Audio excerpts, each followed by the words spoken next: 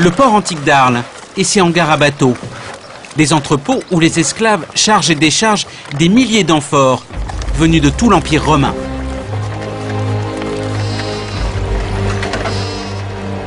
Et un peu plus au nord, des temples et des villas construits par les grandes familles de la cité, des commerçants, des armateurs, des magistrats.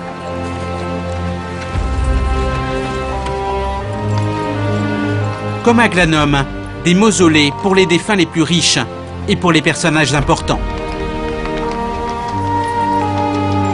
La jeune fille, dont le buste a été découvert dans le Rhône, prenait sans doute place dans une chapelle, un édicule, dans le vocabulaire de l'époque.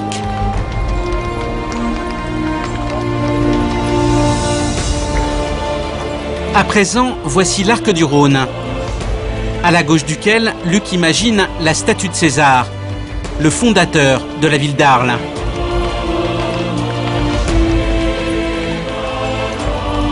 L'arc du Rhône qui fait face au fleuve.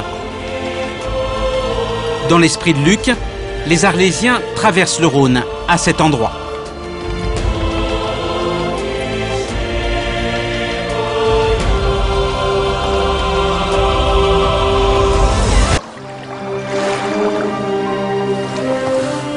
Le tableau de la rive droite du Rhône se précise.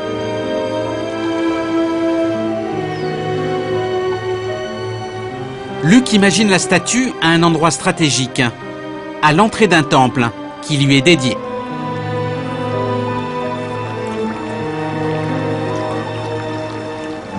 La divinité jette un regard bienveillant sur ceux qui s'apprêtent à passer sur la rive opposée. Le Rhône est en effet le fleuve le plus profond et le plus dangereux d'Europe. C'est pourquoi les Arlésiens lui font une offrande à chaque traversée. Ce sont les pièces de monnaie que les archéologues retrouvent aujourd'hui au fond du fleuve. Un peu plus loin se trouvait un pont de bateaux. Les historiens en ont la preuve. Au moins 15 bateaux sont attachés ensemble et soutiennent une large passerelle. Ce procédé ingénieux faisait la célébrité d'Arles dans tout l'Empire.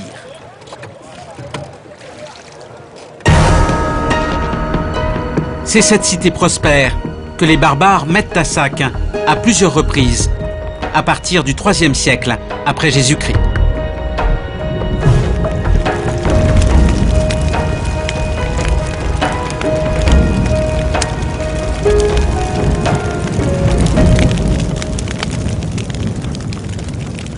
Mais suivons un instant le cours de son imagination.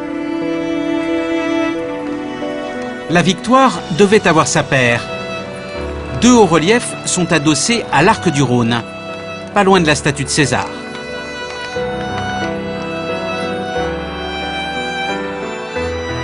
Quant au guerrier captif, le Marsyas, Luc le situe en retrait du Rhône.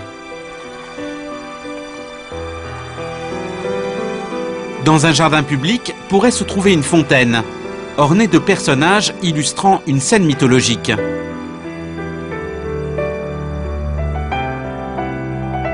Une évocation de la victoire des Romains sur les peuples barbares.